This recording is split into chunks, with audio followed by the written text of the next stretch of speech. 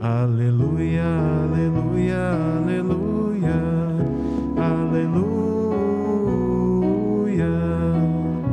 aleluia, aleluia, aleluia, aleluia.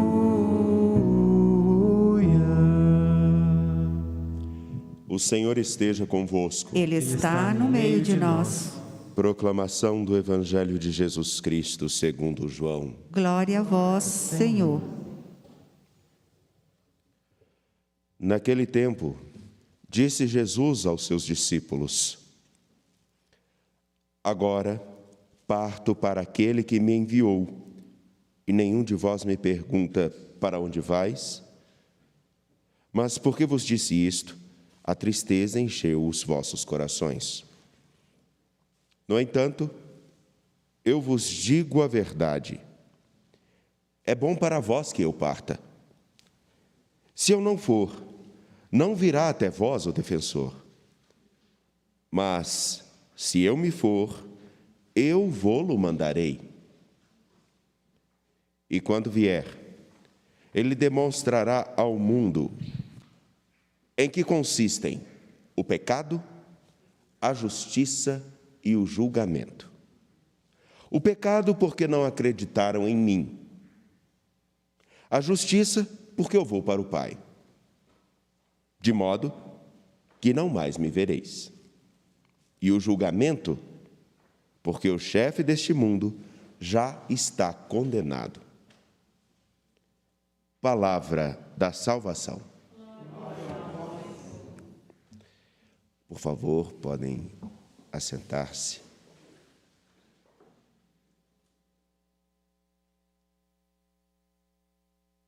Diante deste dia que nos é dado, e escutando a narrativa dos Atos dos Apóstolos, no capítulo 16, 22 a 34,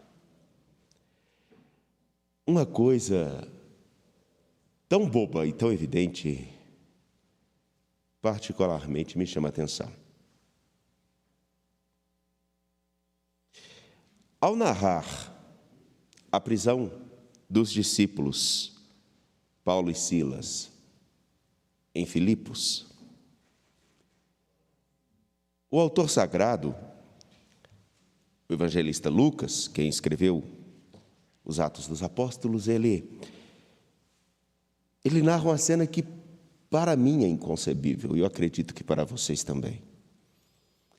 Homens presos que estão cantando, agradecendo e louvando a Deus.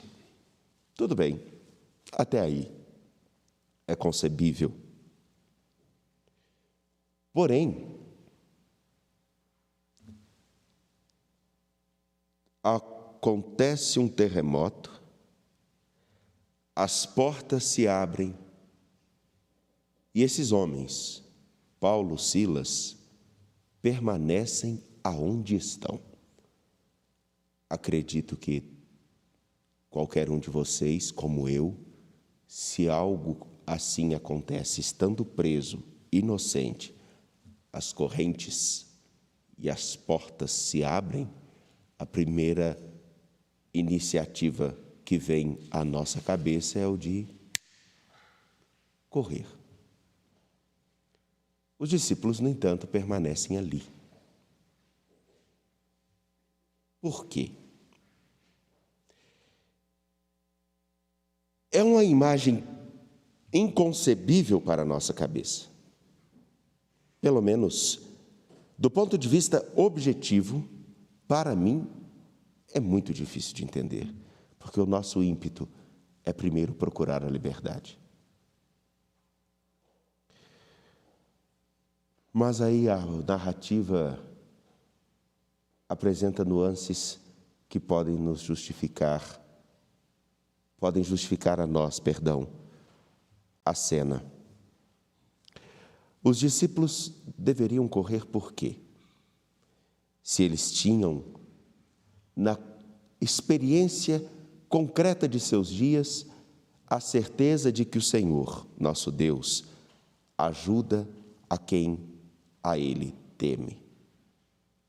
E hoje nós sabemos muito bem que o Senhor ajuda a todos nós. Podemos até não perceber, podemos até não admitir, mas Ele nos ajuda. E outro ponto. Os discípulos, ao indo embora, também colocariam em risco a vida do carcereiro, que a primeira iniciativa, segundo a narrativa, de matar-se. Justamente porque eles não vão embora. Ele também fica espantado com a confiança desses discípulos e escolhe abraçar a fé em Jesus Cristo. Parece uma narrativa tão estranha e tão banal, superficial até. Mas, meus caros, não é tão superficial assim. Porque os menores dramas da vida exigem de nós uma extrema confiança naquele que caminha conosco. Ao receber a notícia de uma ex-paroquiana de que sua mãe encontra-se hospitalizada, ela pede as orações para que possa ajudar a mãe, ajudar os seus e ajudar a si.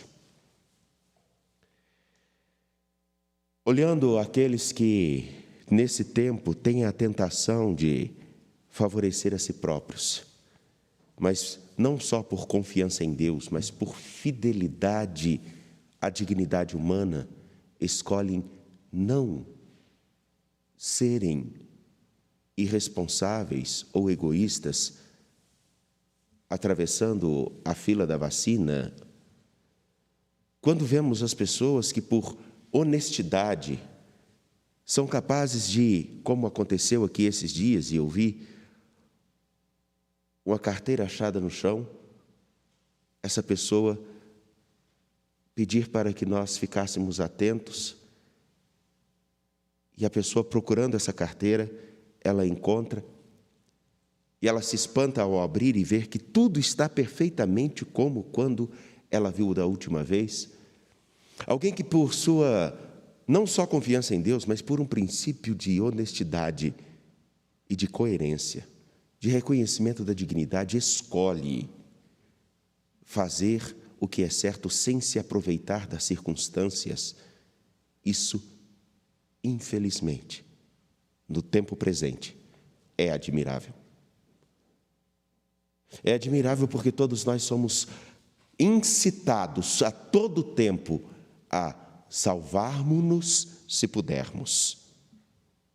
E que os outros... Eu não vou falar a palavra porque senão fica feio, né? Mas seria como que os outros se explodam. Esse é um ponto importante que Atos dos Apóstolos nos apresenta. Porque ainda que as circunstâncias nos favoreçam, elas podem mais gerar a esperança ou o desespero para alguém. A nossa liberdade, ou suposta liberdade, porque toda liberdade irresponsável é uma prisão, toda liberdade irresponsável é uma prisão, porque a pessoa verdadeiramente livre é aquela que escolhe e ela sabe das consequências de sua escolha. E ela assume essas consequências. Ela tem a sua vida nas mãos, não na mão de alguém. E se ela é cristã, ela entende justamente aquilo que diz São Paulo: Cristo nos libertou para sermos verdadeiramente livres. E a liberdade significa a responsabilidade. Como pessoas verdadeiramente livres, tomam consciência que suas atitudes, seus gestos, não podem promover simplesmente o próprio bem-estar. Porque a partir de circunstâncias que nos favoreçam, ou por um mero acaso da história, se estão colocadas à nossa frente, É correto utilizarmos dessa oportunidade?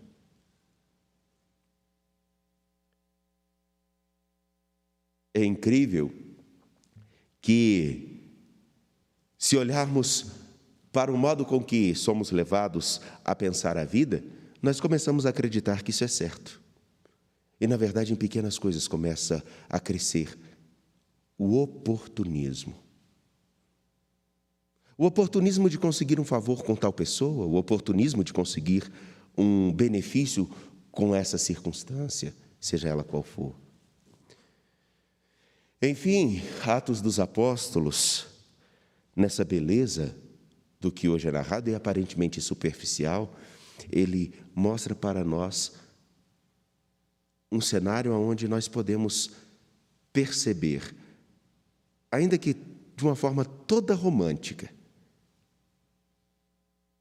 e aparentemente frívola, é possível nós olharmos para o nosso cotidiano e perceber quantas pessoas, por circunstâncias, eventos que aparentemente parecem corriqueiros, são levadas a tentar que, por essa oportunidade estar à minha frente, eu não vou aproveitá-la?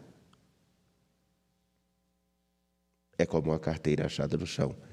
É como um dinheiro público que é surrupiado dali. É como uma fila que é furada ali. Aproveitar as vantagens e promover tantas desvantagens. E ninguém é responsável por isso senão nós mesmos. A pergunta simplesmente que faço é: nós temos consciência do valor da nossa liberdade e somos responsáveis por cultivá-la? A imagem de Paulo e Silas na prisão mostra uma liberdade que ultrapassa a cadeia, porque é uma liberdade que está aqui dentro. Existem aqueles que fazem tudo, mas não são livres, porque não estão dispostos a passar pelas consequências de suas escolhas. Afinal de contas, quem tudo quer, tudo perde. Confiando em nosso Senhor, apresentemos nossas preces.